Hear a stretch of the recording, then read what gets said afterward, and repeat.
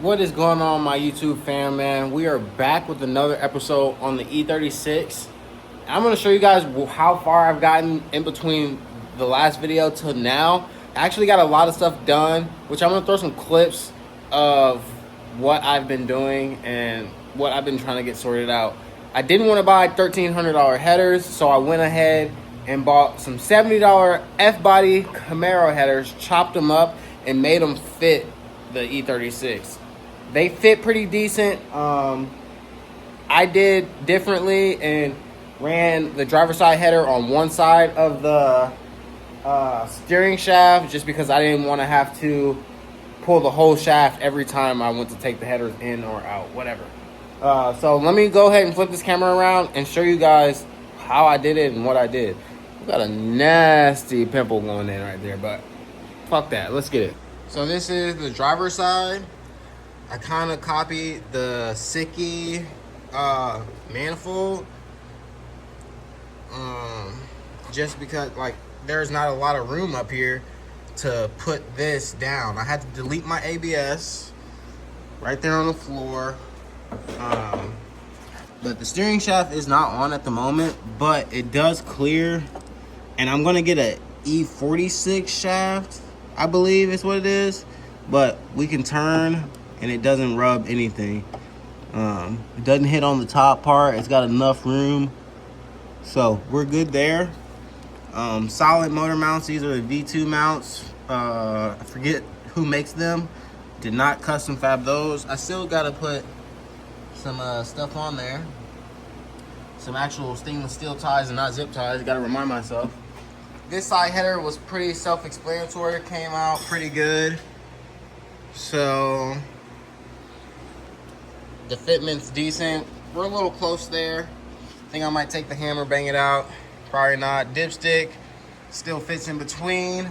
The starter was a pain in the ass getting in there, but I did get it in there. Had to cut some stuff down off the block.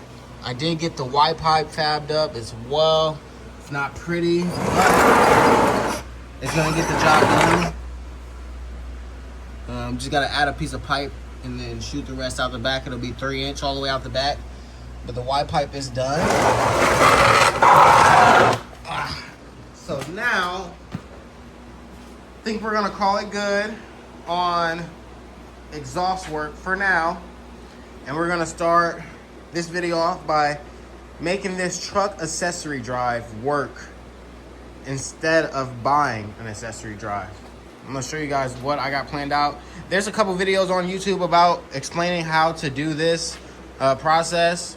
You won't find many, but I found a couple and I'm gonna do it that way. I'm gonna do it that way just because I am a cheapskate and I'd rather just spend the time doing it than having to spend the extra money when I know I have the ability to, you know, make something work here for literally way less than buying, like, say, whatever, I forget, billet, ICT, wherever, billet, whatever, you guys know. Instead of buying all that stuff, we're gonna go ahead and fab up our own stuff. This is a budget build, E36, so anyone who knows, LS swaps can get expensive if you start going in and buying just stuff like brand new, stuff like that. I'm already in on the adapter plate a couple grand, and that was the most money I've spent so far. So we're gonna go ahead and get this mount out, and I'm gonna show you guys what we're gonna mark up and what we're gonna cut off. This is my jig that I welded the headers on. Like I said, I'm gonna drop a clip or two if I haven't already, showing you guys how I did that.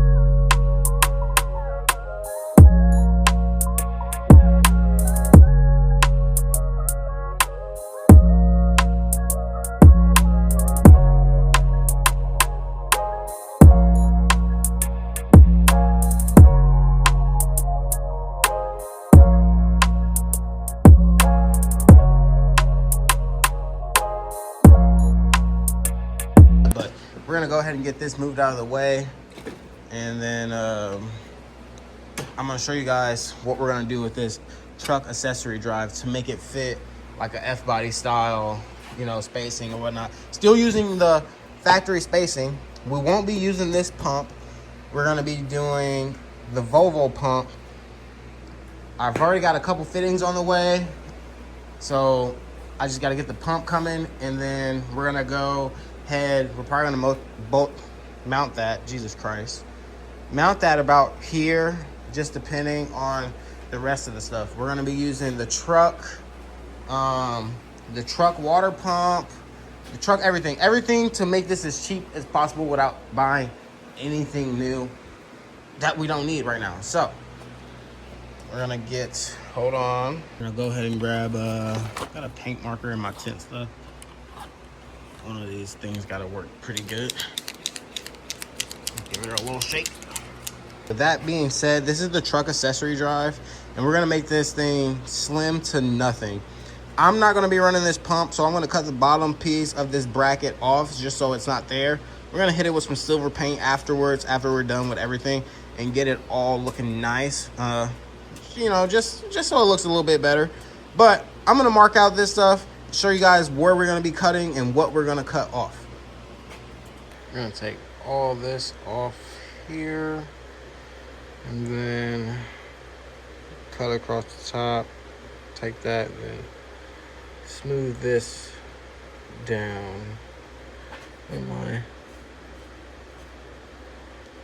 And yeah, that's pretty much it. So you're gonna start by cutting this stuff off, and then we'll try to get this off. It's gonna suck, but it's doable. So this is kind of what you're gonna be left with after you get all that trimmed down. You can go in a little more in depth and grind all the ridges down if you want or whatnot, but I think for now that'll do. I'm gonna scuff it up, clean it up really nice. I'm gonna paint it that silver, and then we'll just call it that. This is just a spare bracket that I have laying around. Ended up being the correct size I needed, so I'm gonna end up painting that too to match and make it look a little bit better. But that's how you move your alternator away from the intake. I know this thing's dusty, it's gonna need to be blown out and everything, but that looks good. We can get the water pump and stuff on tomorrow once I get the gaskets, and then pretty much assemble the rest of it. Still gotta do a couple small things. I gotta get the fuel lines. I got a return system on here for my fuel cell, so we're gonna go ahead and do that, get that done, and then pretty much everything else is pretty smooth sailing from here. The hard part was the headers, and that's pretty much done. I don't think this bracket like setup, I might grind this down just a tad bit more to look a little bit better, but just to round it off maybe.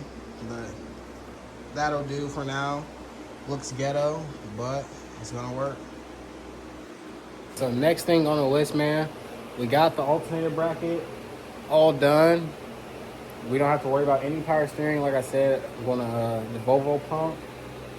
Water pump is gonna be the next thing that we go ahead and get mounted, so I can do some radiator hoses, because I am using the stock truck water pump. So the snout for the outlet or inlet is through the top. So we're gonna go ahead, we're gonna do that tomorrow because I gotta get gaskets, obviously. And then we're gonna paint the brackets and stuff that we just made. But if you look at that, bro, guys, look at that. That does not look bad for some DIY, you know, stuff, dude. I'm not gonna lie. Like I said, I found that design. Someone else had did it. I just copied. I didn't think of it, whatever. But it is a smart thing to do, budget way. Would fit under most hoods if you did it that way. Why not, dude? Save some money, and keep budget in budget. You know what I mean? So that's what we're doing. From back here, guys, man, I swear it doesn't even look that bad. Like, the closer you get, it kind of is an eyesore. But I think I am gonna do something like round this bracket off a little bit better on both sides, just make it look a little bit more appealing. But all around, the headers work, the dipstick, all that stuff, got all that sorted out.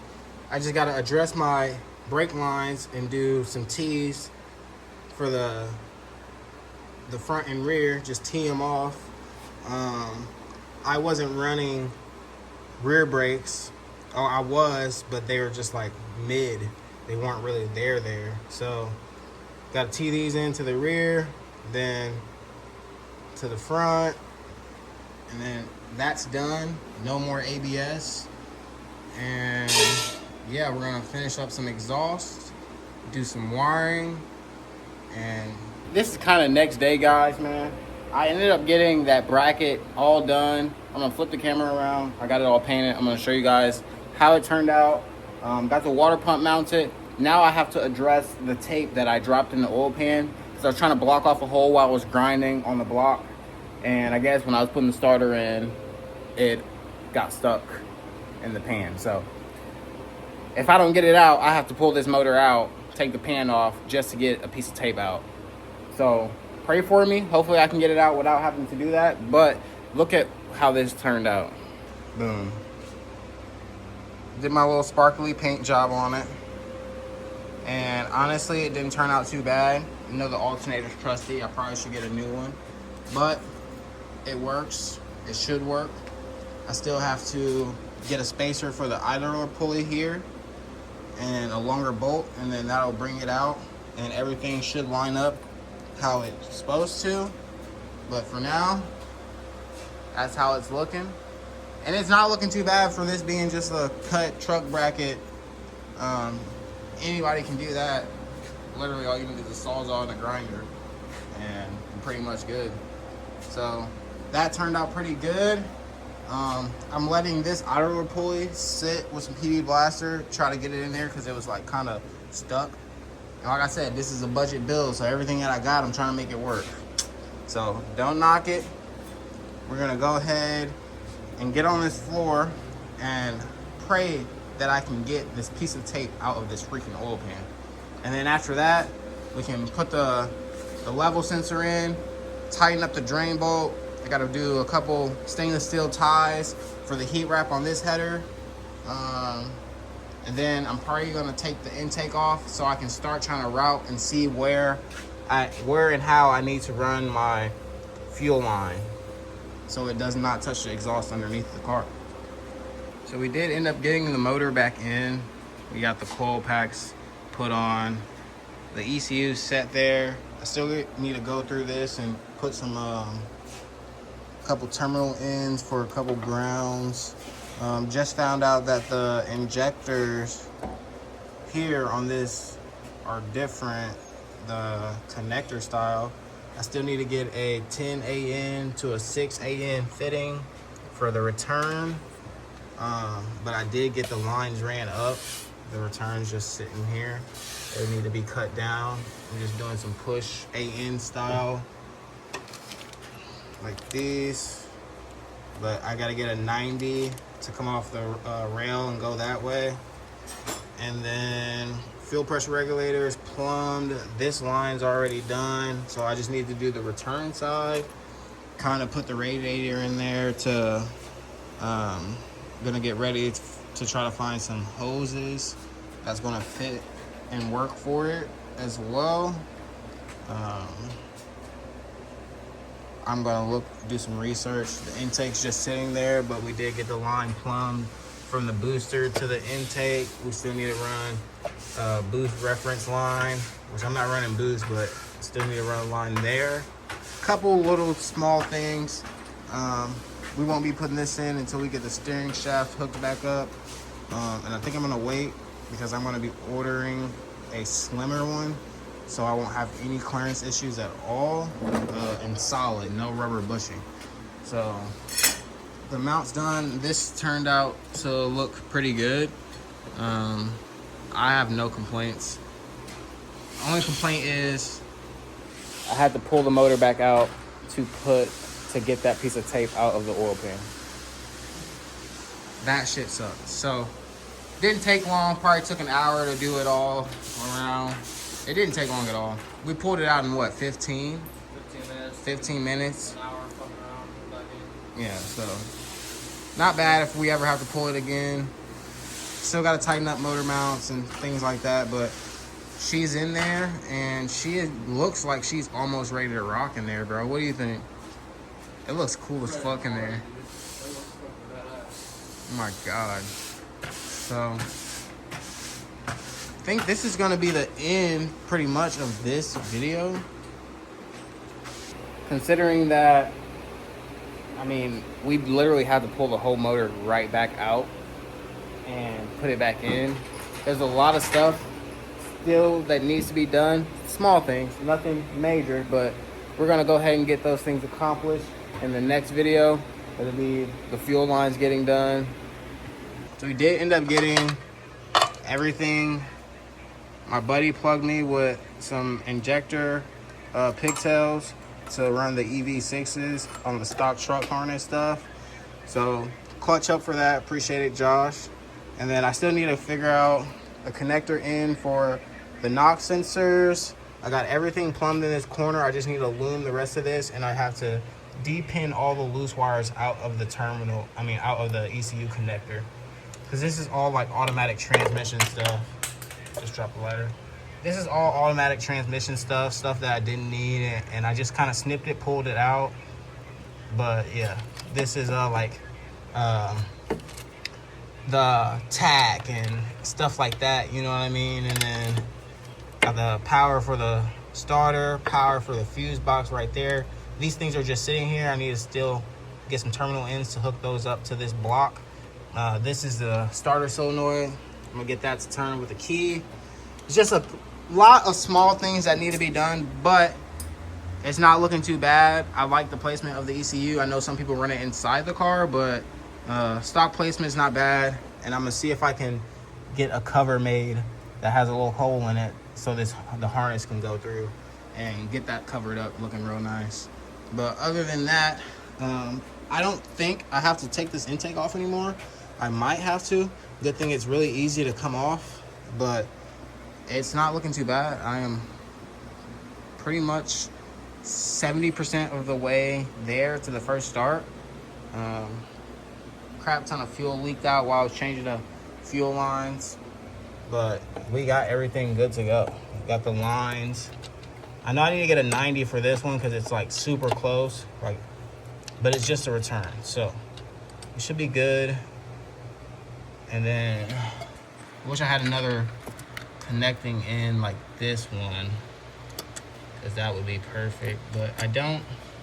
So we're gonna make work with what we got, and yeah, that'll be pretty much the end of this video, man. So if you're really in tune and you want to see this thing start up for the first time, make sure you hit that fucking follow button. Make sure you like, comment, subscribe, do whatever you got to do, man, to keep in touch with this build. I cannot wait for the first track day. First track day for me probably going to be the 17th, which that's my 27th birthday. It should be a fun day. That's all. I'm really hoping that I can make it to that event in St. Louis with this car ripping as it should. So like I said, if you're wanting to tune in on it, stay in tune with it. Make sure you hit that like button, comment, subscribe, turn your notifications on, because I am going to be posting often. Last video was posted about 2 weeks ago. I'm dropping right now. So peace out.